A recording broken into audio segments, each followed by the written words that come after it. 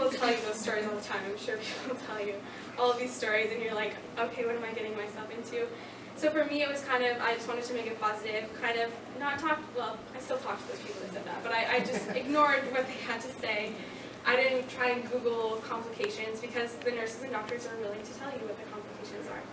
You just kind of have to prove them wrong. So I took it more of a challenge that I was going to make diabetes just something that I can make a positive, and it wasn't going to bring me down. I started writing a blog after I got home from the hospital. So I was in the hospital for 5 days. I'm diagnosed in Brantford, Ontario, if you know where that is. And so I was there for 5 days, and then after I got out, I was like, I need to do something. So I started writing a blog.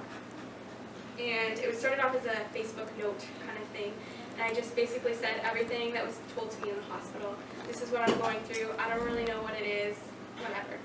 And I got a lot of positive feedback from people who didn't even have diabetes on my Facebook, saying like, good for you, like you're giving yourself needles, like I could never do that. And it's like, well, if it was up to you, saving your life, you probably would. Not really understanding diabetes, but just going through the motions of it and gaining a lot of experience and opportunities from living with diabetes.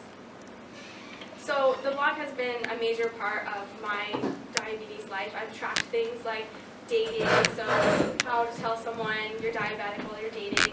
Maybe your children have already asked you, I don't know, but that may be something. And if not, just send them to my blog because I can't figure it out. And things like going to university, living on your own. So I was diagnosed in the March before going to Fanshawe.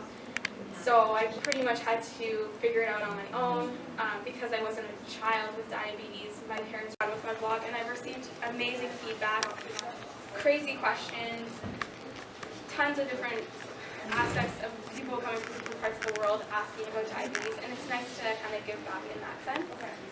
I also created, a year ago, a page called Type 1 Diabetes Memes, which is, I don't know if you know what memes are, but they're really popular with the university, so they're pictures with captions.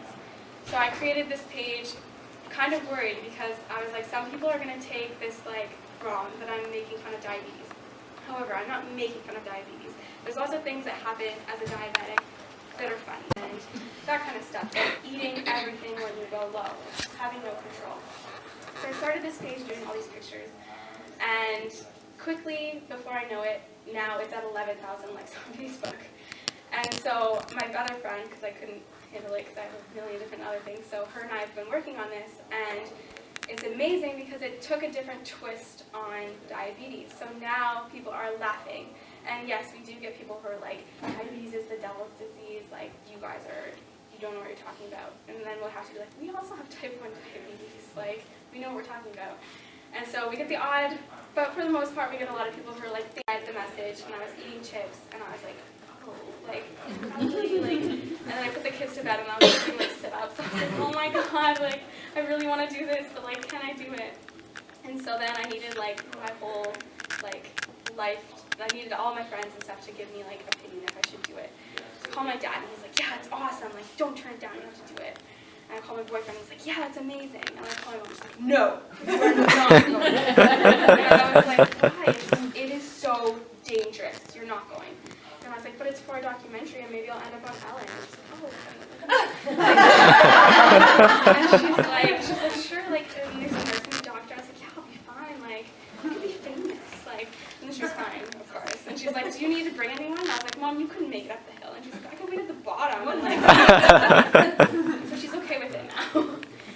But it's going to be, for sure, a challenge. But I do want it to be something that kind of inspires you guys, thinking that your children can do whatever they want. I mean, I haven't done it yet, but I'm pretty sure I'll make it up and back down. I'll have the support to do it, and I'm working out every day. But things like that, type 1 diabetes in the smaller class, there may not be anyone, and I'm the only one. But I know I have that support. I can just go on Facebook and talk to a diabetic right away, or I can text one of my friends who has diabetes and feel that connectedness. And I think that's a really big thing with your children, or as parents of type 1 diabetics, because there is a lot of Facebook pages too for parents with children with diabetes. I think having that support is a major thing, and it's just like climbing this mountain, even though it seems super unrealistic, it's going to happen. Having that support to climb the mountain, I'm not worried about my diabetes. even though I'm sure I'll have like a billion lows, and I'll probably hate diabetes as I'm climbing the mountain because I can't predict what's going to happen. I have a feeling that everyone's going to be going low and stuff at the same time because we'll be eating the same and we'll be doing the same. But at the same time, that's not my worst fear. My worst fear is sleeping in a tent and because I've never even camped before, so I'm such a great candidate for this. But my positive attitude will get me on the mountain and knock down.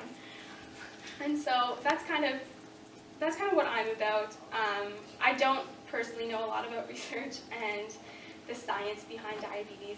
That's never been the person that I am. I've never been really into technology, and I mean, I love my pump, but I couldn't tell you like the workings of it other than bolusing and stuff like that. So mine's more about the support, and I think that that's the one thing that keeps people checking their blood sugar and keeps people setting goals for lower A1Cs.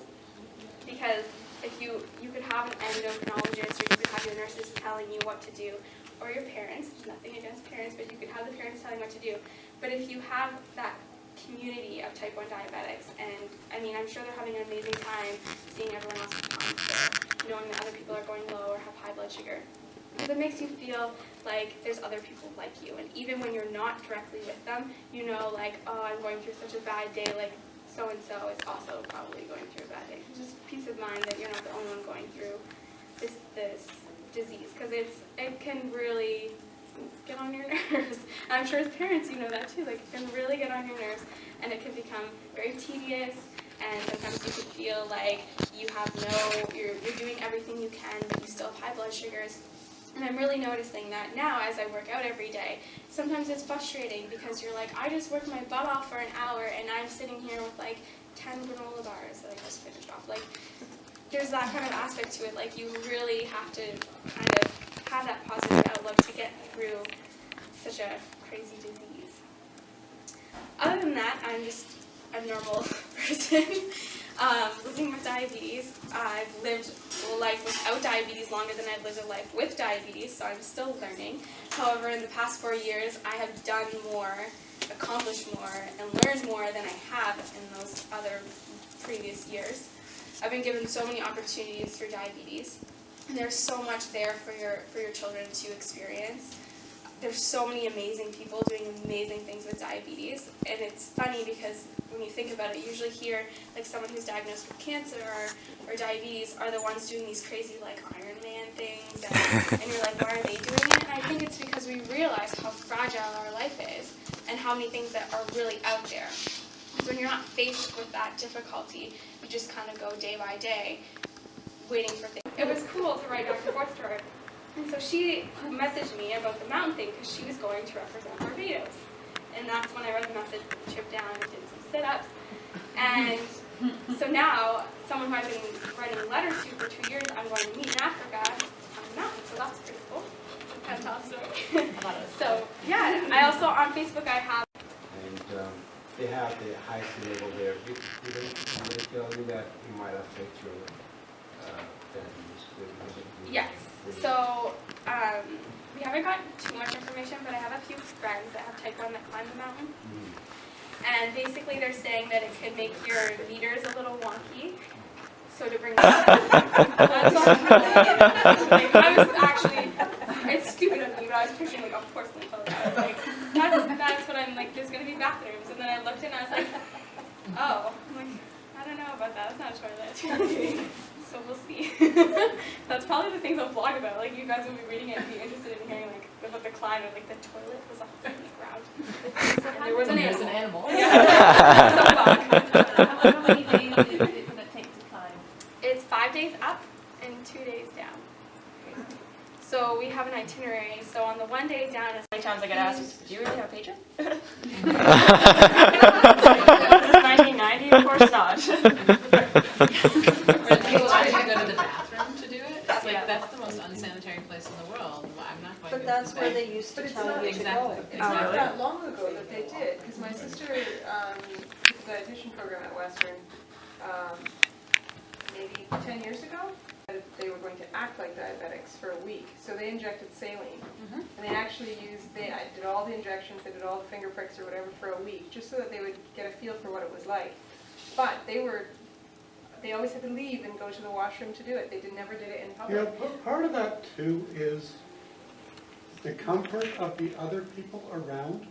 I suppose. You know, like when I went in, you know, you see the number of people that'll say, I could never do that. Okay, there's a discomfort with needles. I guess So a lot of the yeah. times, and again, yeah, I was a closet diabetic, but a lot of the times too, I was trying to think also of the people around, people. Like it's easier with the pump, because the pump is very indiscreet, right? You just push a couple buttons and it's fine. But, you know, to start pulling out. No, but I'm saying, I think that the spirit of it is, you know, this is what we do. Yeah, I think we've done a disservice. I think in terms of the education of people out there, the more we do it, the less of a big deal it is, and the more they learn. And, you know, I was just saying to somebody too, you know, the language changes when you walk up to somebody and you're like, oh my goodness, I can't believe it, my daughter's high again today.